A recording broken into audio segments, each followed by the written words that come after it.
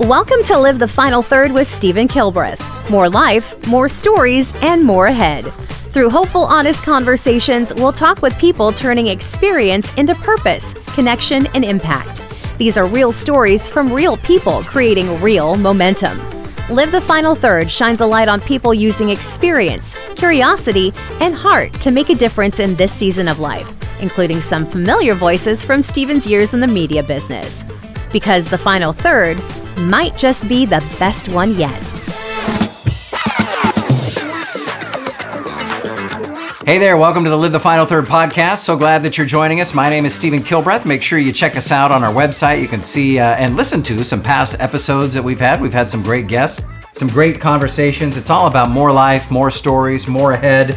You know, as you look at this, the final third of your life, whatever that looks like to you, it's not necessarily a number or an age we're looking at. It's just kind of a lifestyle and a time of your life that you are experiencing. Our guest today is going to be Denise Whitaker, who I've known for a long time. She's been on Seattle TV. She was on Como TV for quite a while. She was an anchor. She was a reporter. She works with me at some of the events. We co-host an event every year together for Girls on the Run. She's just a pure joy. I wish you could bottle up everything that she has and be able to distribute it to everybody, because I think the world would be a better place. So hopefully you enjoy the conversation with my friend Denise Whitaker and myself. That's coming up. I want to let you know she's on Northwest News Radio every morning, so you can listen to her on AM 1000 or FM 97.7. Here's that conversation.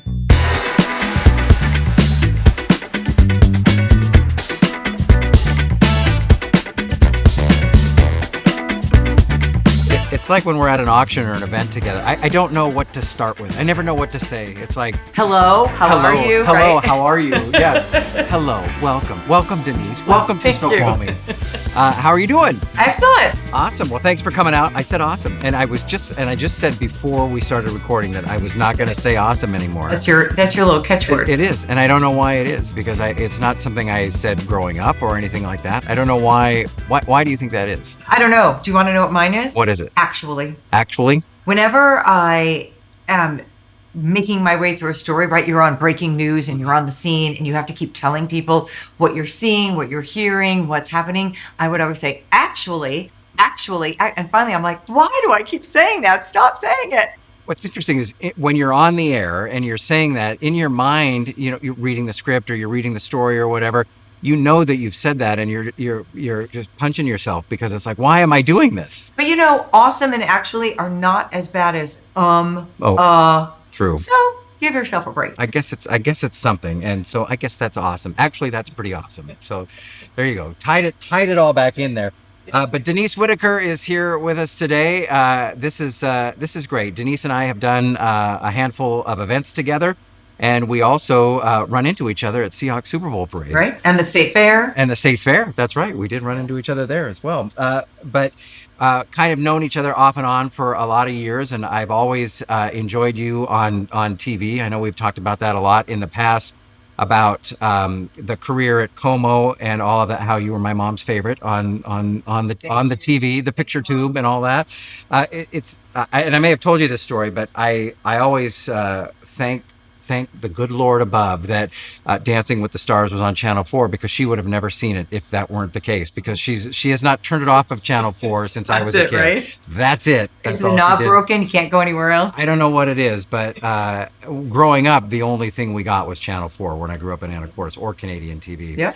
But Denise is here. Thanks again for coming out. And you've had a great career. And the concept of this is like, what happens when you get to a certain point of your life? What's going to be the next move? Your next move was radio. How about that? Right. Well, it was not my plan. How did that come about? It only came about because in the final year of my contract at Como, I just told myself, I want to do something different. I've been doing the same thing. Like, when you're on television for 38 years and that's all you know is being... Look at her. That's hard to believe. ...in front of the camera, I wanted to do something else. And I felt like I had reached a point in my life that it was time to do that. So to hold myself accountable, I told all my friends. I said, next year my contract's up. I don't want to sign again. I want to find something different. And I started having coffee and lunches with a lot of other media friends who had left the television business and gone to work at Amazon or the city of Seattle or Microsoft or a nonprofit. And I really wanted to go, I really was hoping I could go down the path of a nonprofit and help tell the stories of any nonprofit. Food Lifeline would be one example. I have volunteered there. I've done a lot of work with them on the air at Como over the years. And I was just thinking, wow, that would be a lot of fun. But in the meantime, in telling all of my friends, I also told a friend, Brian Calvert, who then months later said, "Were you really serious about leaving television?" Yes. And so he had an opening and he said, "Why don't you come work for me?" So I didn't even have to apply for anything. I just was kind of handed a job. Thanks, Brian. Yeah. It worked out. So Northwest News Radio, Yes. which is the old Como Radio, Correct. when they sold to a different radio company, and you're still doing news. So it's would you say it's the kind of the same thing or no? Well, I would say the format is the same because the big thing that when Fisher started Como Radio, it was traffic on the fours, traffic and weather on the fours, right? And that even translated into television too. When I first started at Como and I was doing the morning show, we were doing the same thing radio was doing. It was our, because we were companions, right? Between radio and TV, our reporters helped each other out, and that's what it was. But then when Como sold to Sinclair doesn't own any other radio stations. So they said, we don't know what to do with radio. So they sold, and a company called Lotus Corporation, Lotus Communications bought us, and Lotus is based out of California. So they own 50 radio stations, 3 of them here in Seattle, Northwest News Radio where I am, KVI, and then Hank FM, which is now all country. Used to be Star 101.5. A lot of people know that one. Right. Yeah. I like the Hank. I'm not gonna I lie. like Hank too. I'm not gonna lie about it. Person. But so how long were you at Como TV? 20 and a half years. I didn't quite make it to 21. That's a pretty long run. It is. In this market, Yeah. or in any market, In really, any right? market, Yeah. right. What do you attribute the success of that to? I think the fact that Como, I believe, is the best station in the market.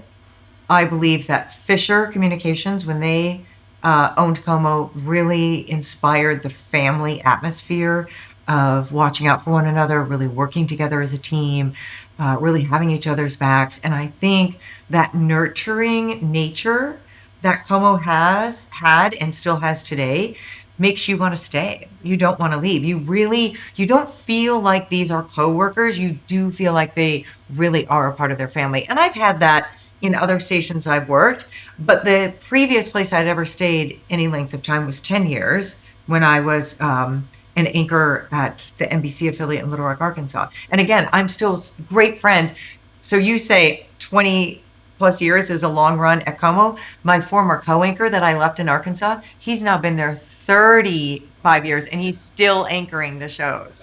And had I not left, I'm hoping that he and I would still be there together. Right. Because, we had a lot of fun together and I'm sure we still would. But yeah. Why do you think Como is it just the work experience? Do you think the on-air product is the best in the market as well? Oh, I do. Yeah. Yes, I do believe so. I think when you look at the talent that they, again, have nurtured, have brought up, have worked with over the years, you go back to Steve Poole, Kathy Gertson, Elisa Jaffe, Dan Lewis, Eric Johnson, who just retired in recent years. Those are people who were solid journalists and really cared about the work they were doing, cared about the product that they were putting on the air, and they all worked so well together. So I don't know if it's just the management bringing the right people together that it all worked, or was it the ownership group, Fisher? Because when I first started working there, Phelps Fisher was still on the board, and he used to come into the building and,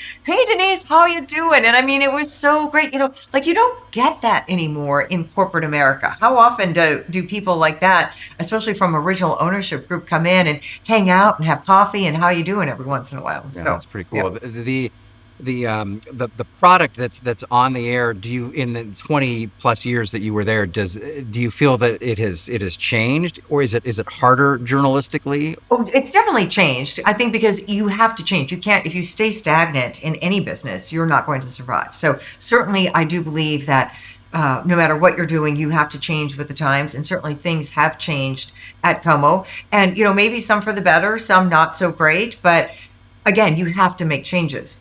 Today, social media is really big, and you're using social media, you're making sure you've got your web product done. And sometimes that's a bit of a juggle, right? Because where do you put all of your eggs or all of your time and energy? Do you have to focus more on the web? Do you have to focus more on social media? Do you focus more on the 4 o'clock show or the 11 o'clock show or the 6 a.m. hour, right? So things definitely change. I think things change based on the society that we're living in, right? I mean, let's face it, COVID changed everything. So we had to change to keep up with COVID. And then when George Floyd, when that happened, right, you have to change with everything that's happening. There were all these protests. Seattle was sort of like an epicenter. Well, we were certainly the epicenter of COVID. Right. I will never forget sure. getting that message on my phone that morning. I was headed down to Como, was sponsoring the Northwest Women's Show down at the Tacoma Dome. And I was actually listening to Como Radio, which it was Como Radio at the time, I believe. No, maybe it was already Northwest News Radio. Anyway, I was listening to it and I'm thinking, oh my gosh, we have the first COVID case. And we all came together in the Tacoma Dome because we're all there to work our little shifts and kind of meet the public. And the public didn't, the most of the public didn't even know what was happening. So we just continued on. And I went right to the news director when I got there that day and I said, what are we going to do now? And he said, I'm working on a plan. Just go do what you're supposed to do today and we'll sort it all out. And yeah, it was, that everything changes based on news. So days like that, is that like gets the juices flowing, right? Oh, for sure. Yeah. Yes. That's a pretty big one. That was a big story that it kind of not originated here, but definitely the first U.S. case, right? It was. We were the epicenter, for the U.S. Yeah. Interesting. Well, I had forgotten about that. Right. Yeah. Because I was standing outside of the nursing home there just about every single morning in the freezing cold, and I was on crutches because I decided that when we first COVID was a thing before everything got shut down. I went skiing at Stevens Pass on a weekday because I thought I have a Stevens Pass. I got to get in some more runs. Oh, I tore my ACL, my MCL all at once, and so I was on crutches for weeks, and hobbling around a nursing home talking about COVID, outside a nursing home. But it was very interesting. Journalistically, over the time, when you look at it and how social media has crept into it, and there were times when we didn't know how people felt about things on the air, and now with social media, I see people. I don't see it from you, but I see it from other people who definitely are telling us their views on social media. When did that become okay? Good question, because I don't really engage in that. I got into... And I appreciate that. Thank you. The whole reason that I got into journalism in the first place is because I was competing in this Miss America system to earn scholarship money for school, right? When you're competing in any Miss America pageant, local, state, whatever, you can earn for everything. You win the swimsuit competition, well, there's $100 for school. Like every time you won something. So I was misquoted in the newspaper the day after I won a local to go to Miss Iowa.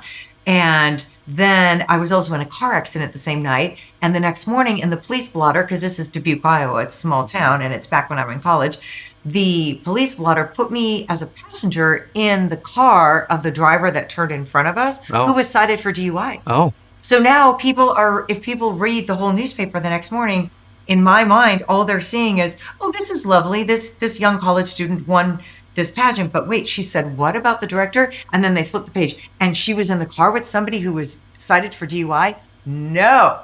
So that made my mind that I wanted to become a journalist. I changed my major. I was a junior in college, completely changed my major. What was the original major? I was originally pre-med. I really wanted to be a physical therapist. I was not good at chemistry.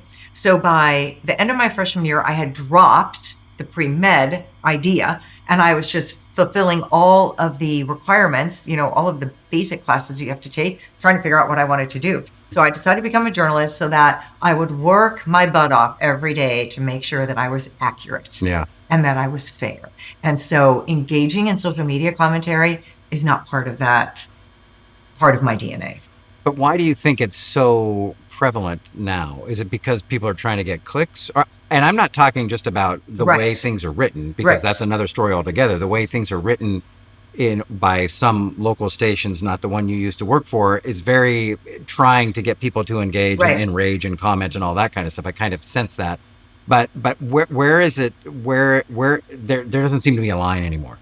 No, I agree with you. And I think probably, back in the day, we did focus groups, right? It's like you'd have these focus groups and you'd ask people, what do you like about Denise Whitaker anchoring the 5 o'clock show? Or, what do you like about Stephen Kilbreath doing the weather, right? And people would tell you, but that's the only way you learned anything. So I wonder, it's a very solid question that I don't have a solid answer for that you're asking, because is it that news people want to make sure they're engaging with their audience? Or is it, hey, don't forget about me, I'm still here, and the more you pay attention to me, the more my bosses are going to like me, and the more you're going to watch my show?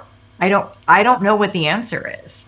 Yeah, I mean, I prefer not knowing what they think. You know what I'm saying? It's like, and I know everybody has their own ideas and all of that kind of stuff, but I think when you hear somebody delivering the news and then you also see social media that kind of contradicts your own thoughts or whatever, or what I feel as somebody who wants to have some sort of journalistic integrity, although I was never a journalist really, but you don't want to see that necessarily. So that's why I just wondered what you thought of that. Because I don't even, again, because of the reason I chose journalism and because of the way I feel as though I needed to or wanted to conduct myself from day one, I don't even engage in political conversations with friends. Because I don't ever want to, which might sound a bit harsh or maybe even a bit fearful on my part, I just don't think it's the right thing to do. If I'm a journalist and I'm supposed to remain neutral with no bias, then I also don't want to engage. My husband and I engage in political conversations at home, and we banter back and forth. And I'm happy to engage in a conversation with someone. I love debate. I was in debate in college. I competed in that. So I will engage in a debate, but I never really give my personal opinion on a lot of, trigger type issues, simply because people don't need to know how I feel about something. I prefer to remain neutral. And I feel like I need to remain neutral off camera and on, Right. or off mic and on, to keep it all the same. well, because you're representing the brand. Right. Yeah, Yes. at all times. I mean, Right. day and night in this business, you're representing the brand, Yes. whatever that is. You always have to remember that. But your husband's secret Twitter is really great because he says a lot of things that you say, so I love it. So let's go back to where we're going to get to the pageant stuff because I love it. Okay. But where were you born and where did you grow up? Chicago, Illinois. Okay. And we lived, if anybody's ever flown in and out of Midway Airport, we were just a few blocks away from Midway Airport, right on the south side of the city. Of course, now O'Hare is the big airport, which is in the suburbs. So my knowledge of the South Side is Shameless, the TV show. So that's did you ever see that I've never show? even seen that. Really? Yeah. So, it was a Showtime show, but In the neighborhood that I grew up in, it's not really the same anymore. It was a very Polish centric neighborhood. And I went to Catholic school, and my grandparents, my dad's parents, lived close enough that we went to church every Sunday morning, and then we spent the rest of the day at our grandparents' house. And in the early days, once I was old enough, I'm the oldest of the grandchildren on my dad's side of the family. And my grandfather would sit me down, like I say, church, grandpa's house, brunch, and then he and I would go down in the basement, and he was teaching me Polish. Well, then my brother was born. Then other cousins kept coming along, and we were all at grandpa's house every Sunday. So the Polish lessons went aside, unfortunately. But the neighborhood is not as Polish and Eastern European as it was when I was living there. But I go back there every once in a while. It's still just a beautiful little area, So what? So you graduate from high school there and all that? No, by the time I was in high school, we were in the northwest suburbs of Illinois in McHenry County. And in that county, there was one Catholic high school in the whole county, and that's where my brother and I went to school. What town was that in? It was in McHenry, in Woodstock, Illinois. Sorry, McHenry County, Woodstock, Illinois was the high school, but we lived 2 towns over in Marengo, so getting to school was never easy. Yeah. Did you like growing up? I mean, was the Well, I'm experience? here, aren't I? I just meant, what was the experience like? Right. Did you have a good upbringing? It sounds like you did. Oh, absolutely. Yes. My parents were always, my parents are still alive. They, supported us in anything we wanted to do. And by the time I was in high school, we were living on 10 acres. My mother is the type that we'd build a house and she would custom design this or that. And then we'd live there. Let's find something different. Let's go over here. Let's move over here. So we kind of moved a bit, but we ended up in high school living on 10 acres. And my mom told my dad, I don't even remember this. She said, "You promised her a horse when she turned 13."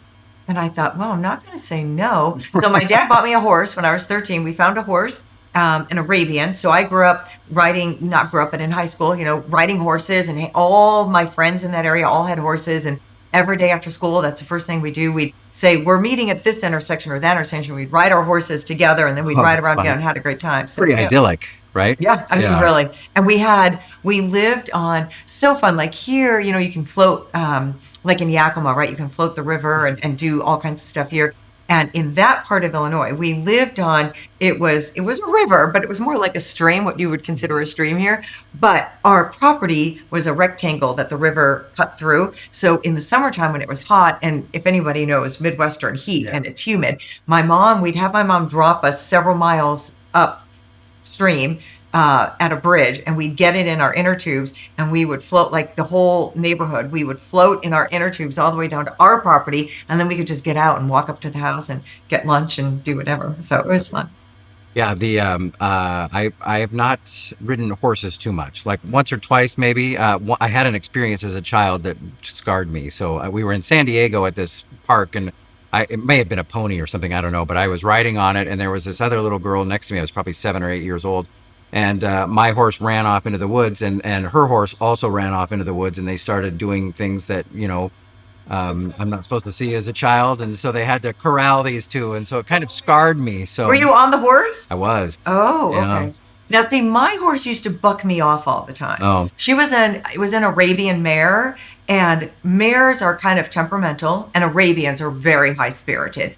And if there would be a snake or a squirrel or anything in the bushes, it would spook her, and she would throw me off the horse. And happened very often that my mom would see the horse head toward the barn, and then probably about 10 or 15 minutes later, I would come walking by, because Dottie would just go right back to the barn, and she'd nudge the lid off the feed bin, and she would just start eating. Well, at least she came home, right? Oh, she always went home. Yeah, She knew good. where to go. She knew where she was where being the fed. food was. She just didn't like me, In those days, were you wearing a helmet? I was not wearing a helmet. Yeah. No, not in Getting those bucked days. off, yeah. And I rode bareback a lot, so Yeah. that was also, I didn't put a saddle on her. She didn't like the saddle, and I didn't care, so I would ride bareback a lot. So I got thrown off. So when and then the experience with the pageant started at 13, but kind of a funny story on how you got involved in that. Yes, my mom and my brother, who's a year younger, for whatever reason, they decided that they were going to enter me in the Miss Teen USA. And the letter came in the mail saying, "You've been accepted." And they got so excited. They're like, "You're accepted." And I said, "To what?" And they said, "Well," and I was a tomboy. Let's face it. When I said I would ride with all my friends in the neighborhood, they were all boys. They were all boys. Growing up, I always felt like I was like playing kick the can in the previous house. I was the only girl in the neighborhood. So anyway, my mom and my brother entered me in this pageant. I'm trying to remember, I want to say there were like 100 teenagers in this pageant. And it was age 13 up until 18, right? And maybe it was even 19. Well, whatever it was. But I made the top 10, like my very first pageant. So I kind of got the bug for it.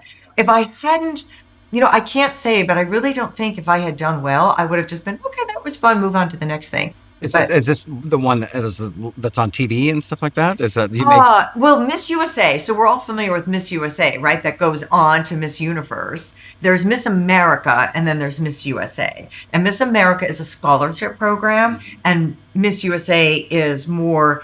There's no talent. There's swimsuit and evening gown and poise, I guess. But the Miss America system, the scholarship program, you have to have some sort of talent. You sing, you play piano. I play tenor sax. So anyway, so there is a difference. Played tenor sax? I did. Really? Yeah. What's the song you played? Actually, I had a band director who wrote a song for me for one of my pageants. Wow. Yeah. That's great. How many pageants did you end up doing? I ended up doing probably about, I don't know, probably fewer than 10. Yeah. All said and done. And you made it to the top 10 in your first I made it one. to the top 10 in the first one, so that gave me the itch to keep going. Yeah. And then I'm glad, I don't remember who or how we discovered the Miss America system but I did realize the Miss USA system at that time for me just felt like they were looking for the next top model. They wanted that super skinny, tall, lanky young lady who could be a supermodel. I felt like that's what they were looking for, and I didn't feel like that was me. So I was really happy when I got into this America system, and I really enjoyed that. But what was your original question? Well, I think I just was wondering how many you did. You said you did about 10 Oh, right. pageants. You Yes. finished in the top 10, and then Yes. but that continues like year It after year. continues. Then So what you have to do is in the Miss America system, you have to win a local to qualify for state. So I won a local in Miss Illinois, and then I went on to compete in the Miss Illinois pageant, and I didn't really win anything there. And then they allow you to compete in the area, the state you grow up in, or the state you're in college in. And since I went to school in a different state, I was allowed to compete in that state. So that's where I won the Miss Dubuque pageant, which also qualified me for the Miss Iowa pageant. So, and I had a great experience. I learned a lot from whether or not I won scholarship money at each turn, it helped shape who I am today. somebody who has a young girl, would you recommend that if they were interested in it? I think I would. The Miss America system, yeah, the scholarship system, because they have a different way of. It's not just, they have swimsuit, right? So you still have to do that. But the fact that you have talent and the interview system and everything else, of course, any pageant, if you check it out, is going to provide a young girl more self-confidence and poise and learning things. The other thing my mom did for me when I was in 7th grade, I don't know where or how she found this. I call it a charm school, but basically she sent me to charm school, and it was every Saturday morning. I don't remember how many weeks, but we learned, for instance, as a young lady, how to properly get in and out of a car when you're on your first date. Mm. How to put the legs. You're not going Right. to let anything on the skirt Right, show, right, right? I right. mean, but how to properly do your nails and how to apply makeup and how to sit and stand and greet people. And I learned so much from that course. There's value in that for sure, and I think I think my kids would kill me if I were to send them to something along those lines. But I think you met my son Jack, yeah, at the auction. So, they seem to be fine. They're not in their phones all the Right. time, so that's good. But Don't you think any organized group for any child is a good thing? I don't have children, but I've been a big sister in Big Brothers Big Sisters, and I think whether it's sports, debate, student council, yearbook, whatever it is that you become involved with, if you're involved in anything that involves a team working together and adult supervision, it's good. yeah, both of my kids have been on sports teams, and then also they've really found like DECA competitions. And Yes. I think how they make you dress up and how they make you All of it together. those kind of things is great for sure. is. There's no question about that. We talked with Terry Holloman on one of the podcasts, and it was like how the team in those days in the 90s when he was playing for the University of Washington, the coach was up on a pedestal here and then never came down to talk to the players, or it was more, this is the hierarchy of the situation. And I'm not saying we need a hierarchy. I'm just saying that it's like, you learn a lot You in do. those kind of things. So Yeah. so when you do the pageants and then you go off to school. Yeah. Then I go to Where did- college. where did you And go? I was competing in Miss Iowa when I was in college. Yeah. I went to a small Catholic school. I am a Catholic school child from kindergarten through college. That's Where did you go? What kind? Loras College is in Dubuque, Iowa. Allures? Loras, Oh, Lora. Loras. Yeah. Yes. It was originally a seminary. It's I believe it's the oldest college west of the Mississippi. It was originally a seminary, all men. In the mid-'70s, they decided to go co-ed. And in that one town, there are two Catholic schools. There's Loras College and Clark College. So Loras was all men, Clark was all women. And then the third school was University of Dubuque, which is a Presbyterian school. And in the 70s, the men's college went co-ed, and then a year or two later, the women's college went co-ed. So when I was there, a dozen years later, there was still a little bit more, there were more men on the college I went to, and a few more women at the women's school that had gone co-ed. Did they have a journalism program there, or why did you choose Yes, that? we had a journalism program, and we had a full television studio, which Oh, was wow. actually That's- built yeah. and started while I was there. They ended up hiring this teacher who had done all kinds of film and commercial and all kinds of work and news as well. But he was really into the production quality, right? And so I learned a lot of my TV skills from him in college. So he was hired. He came from the East Coast. He helped set up our studio. We had our news program, and you had to fulfill every job to put the news on, right? Like 1 week or 1 month, you're behind the camera, you're running the camera, you're directing the show, you're producing the show, you're anchoring the show. So I learned, every aspect of what goes into Well, it. there's something to be said about a small market or a situation like that where you're doing every single job Right. that's available Yes. to you. And you're learning in that Yeah. smaller environment. Yeah, I think that's so smart for people who, I mean, if they still want to get into this business, to have that opportunity to do all of the different jobs, and that probably goes through any sort of career choice you want to make. You just like, I want to be the Swiss Army knife. I want to be the Theron of this organization or whatever that looks like, right? So I do think that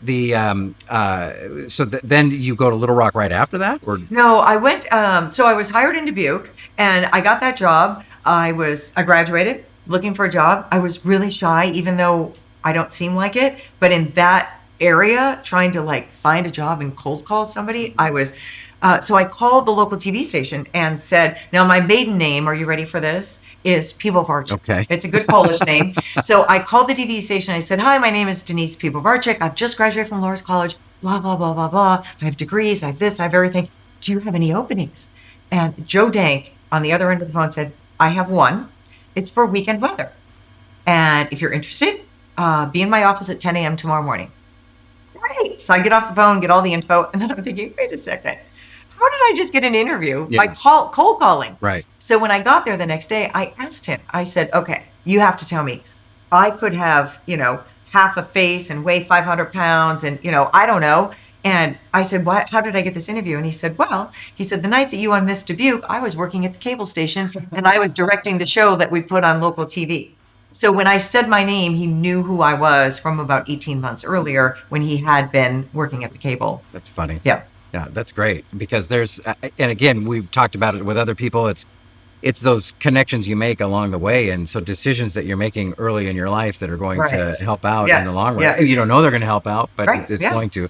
So he hired me, and I did weekend weather, and of course, the chroma key, right? So the chroma key has blue or green. This one was blue. So when I showed up for the interview, I wanted to make sure I was heavier than I am now. And I wanted to make sure that I looked thin because, of course, the camera adds weight. And so I wore this blue dress that I thought made me look the best, right? The chroma key was blue.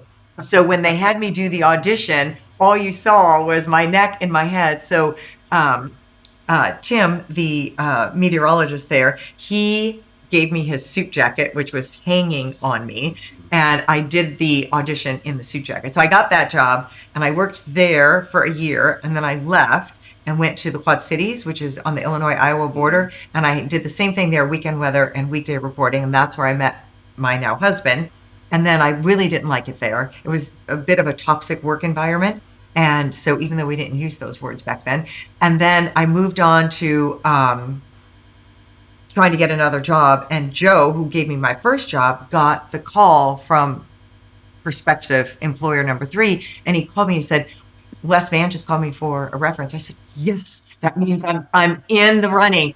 And I said, tell me you gave me a good review. And he said, I did, but you really can't take that job. And I said, you don't understand. Like, I have to leave where I am right now. It's just not good.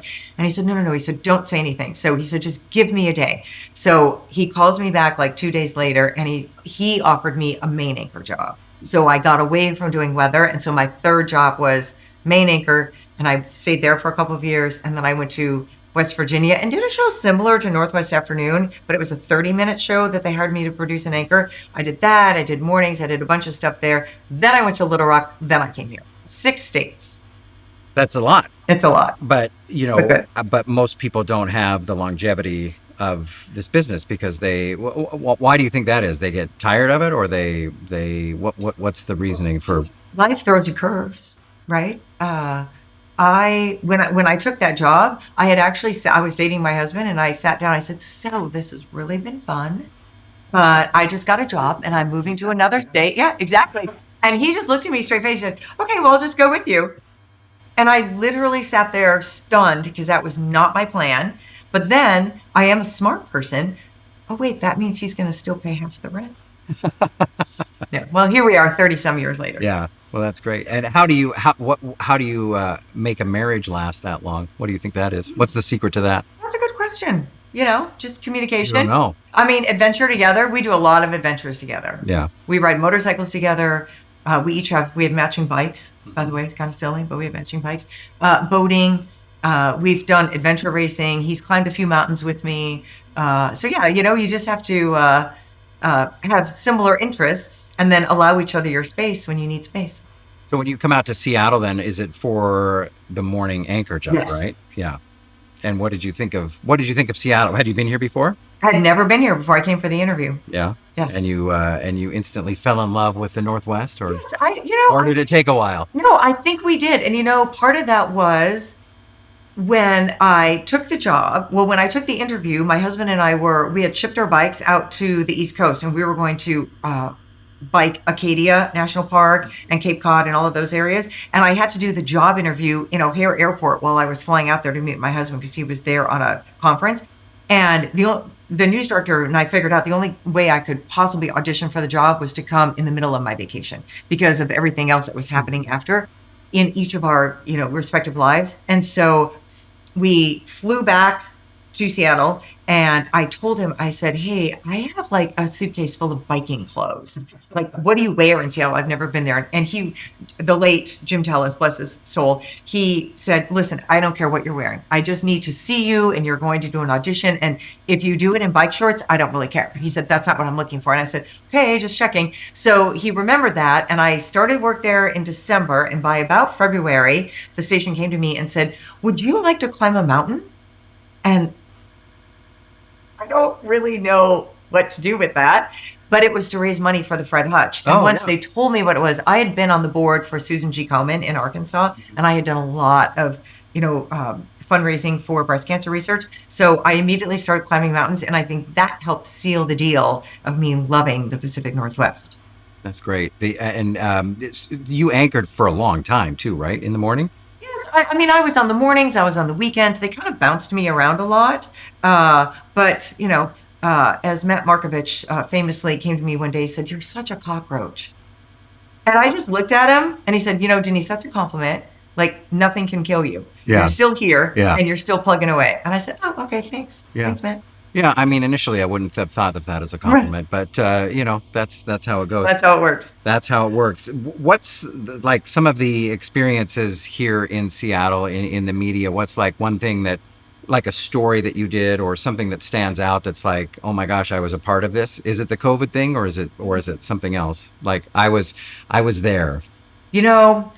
My one story out of my entire career would be when I was in Arkansas.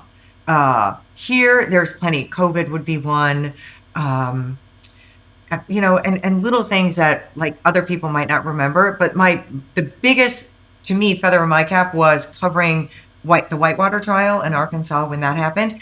And the only conviction out of that entire scandal was the sitting governor, Jim Guy Tucker. And on the day he was supposed to leave office because he was now a convicted felon, and then Lieutenant Governor Mike Huckabee was supposed to take over, I happened to be the only reporter in the governor's office when Jim Guy said, I'm not leaving. And I heard all the whisperings and the rumblings, and I called my news director and I said, he's not leaving. And he said, what are you talking about? And I said, I'm telling you, I totally don't think he's leaving. And it was hours later of up and down, up and down, up and down, up and down. And it's not really shown much anymore, but back in the day when the file video would be shown of Jim Guy Tucker finally walking out of the Arkansas State Capitol, I was the only reporter, foot for foot, step for step with him, all the way down the Capitol stairs, just firing questions at him. How does that come about? How are you the only one there? That morning, my news director said, why don't you just go hang out at the governor's office and just follow that for the day. He didn't really have an assignment for me that day. I said, okay. So I was just hanging out, waiting and hoping. The idea was I would get an exit interview. Right. This is a man who has now been convicted of federal charges and is, disgraced, having to step down as governor of the state. So, yeah. So I was there really trying to get an exit interview, and I got one, just not the one I thought I'd get. So with the TV here for quite a long time and now the radio, how do you think we can get the proverbial get younger people to watch TV and to listen to the radio? That's a good question, because I so often have heard over the years, I can't watch TV, I don't listen to the radio because the news is too depressing. And I understand that it is depressing, but I also feel like if you are unaware of your surroundings, and I think that is changing now with younger generations coming up, there's another, there are these No Kings rallies and there are constant protests for various things. So I think young people are finding their voice more so than maybe the generation before them.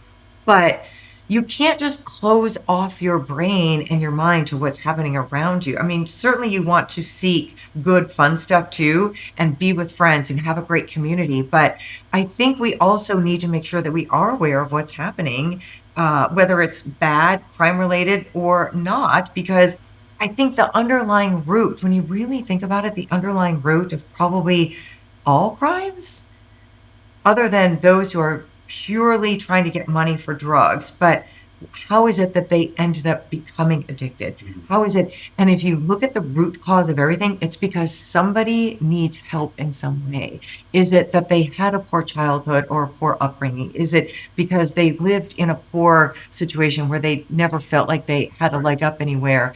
Is it, there's something underlying. And I don't feel like we should look at it just as crime. We need to figure out, not that we need to know why that person is convicted or accused of murdering someone, but looking at the greater picture in society. Are we doing all we can for our next door neighbors? Well, it's like I feel sometimes we put a Band-Aid on things instead of actually looking at the root. That's exactly what you're saying, I think, is and I think that is a huge thing. And I do think with watching my children and their friends and things like that it is a different vibe of that generation. And I always wonder, is it what other people see, or is it just because I think my kids are the greatest things in the history of the world, or is that really happening?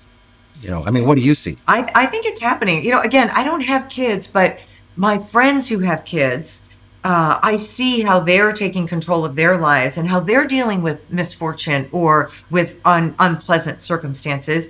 And when you have the right support, you can succeed. And, my brother and I have this thing, we do not believe in luck. There's not this mystical force up above us saying, you get bad luck and you get good luck. Everything that happens to us is based on the decisions we're making at each and every moment in time in our lives. And we don't know we're making the decision, right? Is it, I decided to take this route to work today instead of this one, and I got hit, on the way? Who knows? But it's based on decisions. It's not based on this mystical force giving some people luck and some people bad luck. So in that regard, I think we have to be aware of what we're doing and how we're conducting ourselves. Yeah, it's decisions you make, but it's also, I think, a mindset too that you have to have, because it's you look at it and say, oh my gosh, the traffic was so bad, it took me an hour to go here, I'm so unlucky. And it's like, well, I mean, that's just the way it was. It's just the way it was. Yeah, and there's no real, it's hard to say that, but I do think decisions that you make along your life, and in doing this podcast and talking with people, everybody has something like that, to where, was it the pageant thing? Was it what are all of these things? Was it, coming out to Seattle? Was it knowing the person who gave you the glowing review, but not to take that job? What are those things that people have done along the way that may affect you even 30 years later, or whatever that is? You just don't know. One of the things we always ask is one word for a story about your life, and your word was Energizer Bunny. Yes. Which is 2 words, but you that's said okay. A word or a phrase. Or a word. You did say word or phrase in the question. Let me see. A word or, you're right. All right. So there you go. I'm a journalist. I pay attention to facts. Yeah, you were fact checking me right there. So go ahead. Energizer Bunny. Energizer Bunny. I just love being busy. I really enjoy being busy. When I was doing mornings at Como, you mentioned Theron Zahn earlier. Theron was one, but there were so many people who said, can you just bottle up your energy? And even today, I get up at 3, I'm at work at 4. And back then I was going in at 3 in the morning, but I wake up ready to go. And I think part of that is the fact that I also, when I go to bed at night, granted, there are sleepless nights, right? We're all going to suffer times where you're thinking about a problem, you can't sleep, or you're stressed about something. But generally speaking, 99.9% of the time, when my head hits the pillow, I am a blackboard. and everything is erased. Everything. I don't hold grudges. I don't ever seek revenge. I don't stay angry at people. I may be angry in the moment or disappointed in someone, but when that blackboard is being wiped clean every night, I go back to, okay, maybe that person was mean to me, or I felt like they were mean to me because whatever. And I can dismiss it, right? So I think that I wake up energized because I wake up dismissing all of my problems from the day before. I'm going to try that tonight, I think. Erase the blackboard. Just erase it. It's a great idea. You need to just start fresh every single day. Yeah. Yeah. And I think there is something to be said about the hours. I mean, I did mornings for a long time too. I didn't get up that early, but I think there's something to be said about that too, because there is a little, you get used to it, but there is a sleep issue also. And I think you're not, I had so many nights where I was up worrying about something, because you go to bed at 9 o'clock and it's like, why am I in bed at 9 o'clock? I should have gone to bed at 8. What's my life come to, and all this kind of stuff. And then it's like 2:30 and it's like, okay, well now there's only a half hour before the alarm goes off. It's like, oh my goodness. It just, but you are definitely an Energizer bunny. There's no question about that. What in your life now, what brings the most meaning to you? Like at this stage? I think just everything that I do. I enjoy doing things for other people. So much adventure. You've even talked about all of it. I love volunteering. I love helping people. I really like solving problems. I just feel like that I've been put in a lot of places and situations to help solve problems. And I think that's what brings me joy, just helping people and staying connected with people. And I love to bake, so I'll bake and I'll bring stuff into my coworkers. And, sure, it's great to hear, oh, this is delicious. But I don't bake because I want people to tell me I'm a good baker. I bake because I like to share my talents. Is it in the car, or what did you bring us today? Sorry, I didn't bring anything today. What's your favorite? What do you like to bake? Well, these days I'm baking a lot of granola. I have a sourdough starter that I've had for decades. And you can only bake so much bread. So a few years back, I started making granola. And so I do have to bake a batch here in the next week, because I'll be meeting up with some friends that I know are going to want it from me. So, yeah. Good. What's your walk-up song? I don't have one. You don't have one? I don't think so. How do you not have one? You like the song you want played, No. It can be, because my mood changes all the time. So I don't think I could have just one song. Yeah. So Denise and I do a lot. We do the Girls on the Run event together every year, and that's people often say, "What's one of your favorite events?" And I can't ever narrow it down to one thing. I like that event because of the energy that's in that room and how much everybody there is just so. They're all Denises everywhere. It's just like there are a lot of us there. Yes. So that's a lot of fun. It is a lot of fun. I coached for them. I may be able to start coaching again with this new schedule that I'm on. But yes, that is another great program. You were talking about, young girls getting into pageants. I believe every young girl should find a Girls on the Run program. I think it's a great program. I say that because I used to coach it and I still help them out, but I think it's a fantastic program. Yeah, it seems like it in the years that I've been involved with the organization. It's a phenomenal organization. So Northwest News Radio. So we have some rapid fire questions I'm going to do, but before we get there, tell everybody where to listen and how to connect with you. Oh, yes. There are so many ways for you to hear me. 6 to 10 every morning is when I'm on the air with Brian Calvert. But we are AM 1000, FM 97.7. We have an app, Northwest News Radio. You can go online, Northwest News Radio, and listen streaming live.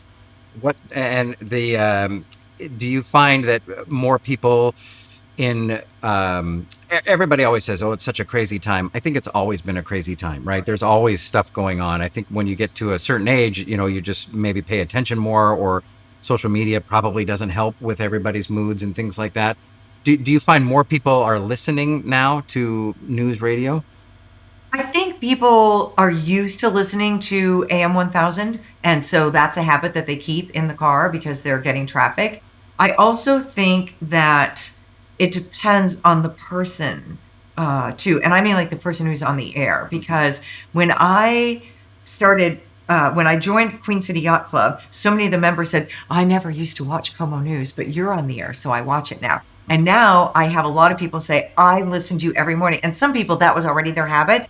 But it does matter, like who has a voice or a personality that's on the air that people want to, that you draw them in. But that's a testament to your integrity right? Perhaps I would hope so. Because, well, it is because people of what we talked about earlier, I mean, they may know you personally or whatever, and they may know things, but they don't, you're not doing what a lot of people are doing on the radio and TV. So you have some sort of standard that you've set, and you can see that in the way that you anchored the news. You can see it in the way that you sound on the radio. So that's definitely what people notice. Well, thank you. Yeah.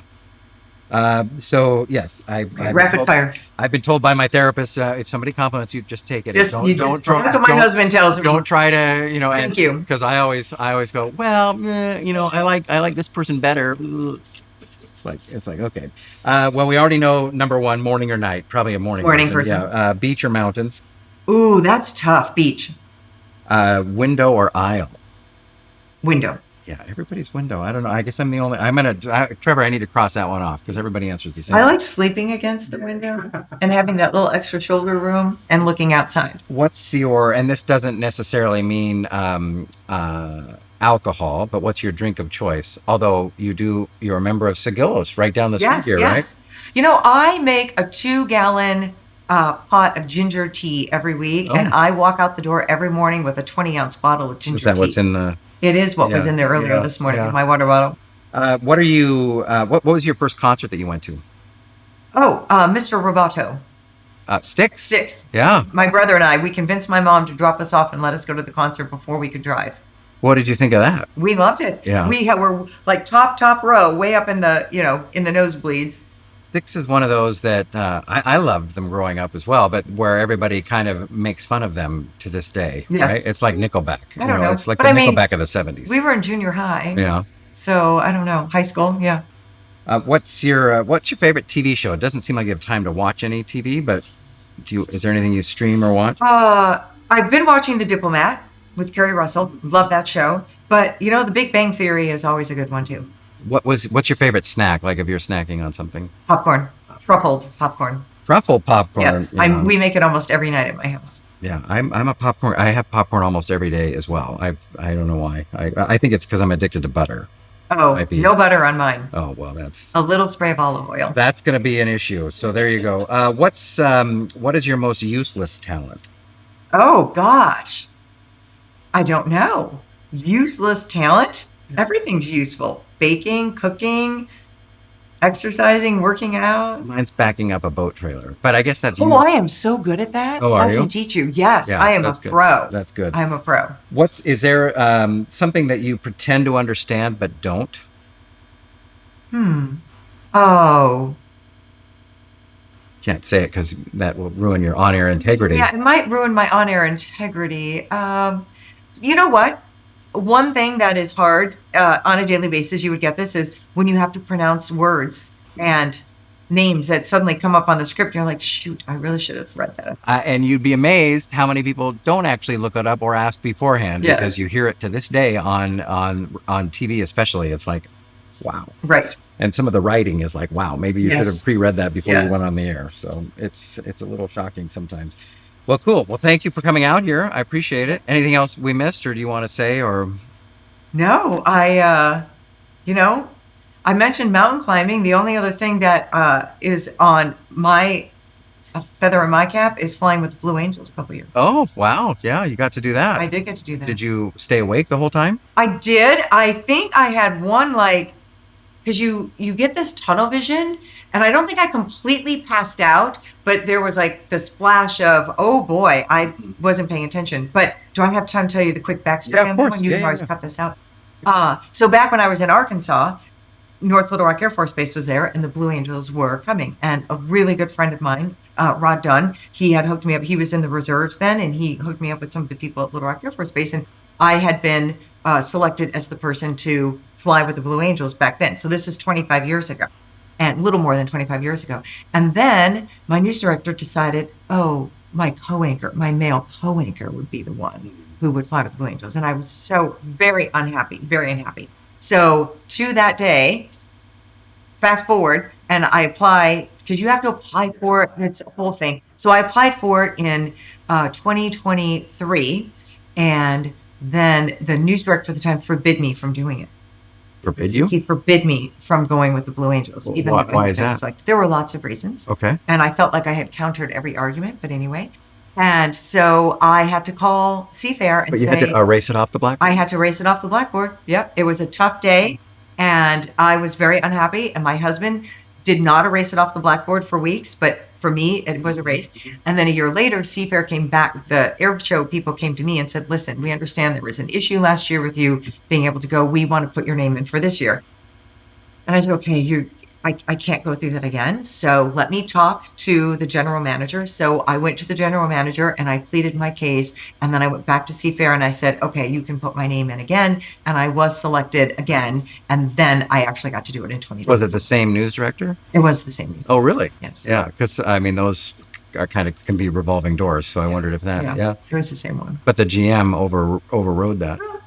I pleaded my case, and Well, in the end, I There you won. go. Well, nice job. That's a way to go. Good It job was there, amazing. right? That was Nice the most work. amazing thing, flying over the Olympics. Like, Yeah. Well, and then we'll end with what's one thing you're most proud of in your career? in my career, I think just the way that I conduct myself and try to be a mentor to other people. Not any one story or not any one thing. I mean, some of them are very memorable, but I think just the fact that I believe your perception is your reality, and neither I or anyone else can ever take that away from you. So I just like going through my personal life and my professional life with that always in mind. So when I'm interviewing someone or I'm trying to get, information on a story, I have to listen to all sides, and people are entitled to their opinions, and I want to hear them and I want to share them. And it doesn't sound like any bridges burned or anything along those I lines. try very hard not to Yeah. ever burn a bridge. That's, I mean, what would be the point of doing There that? is no point. Yeah. Life is short. Yeah.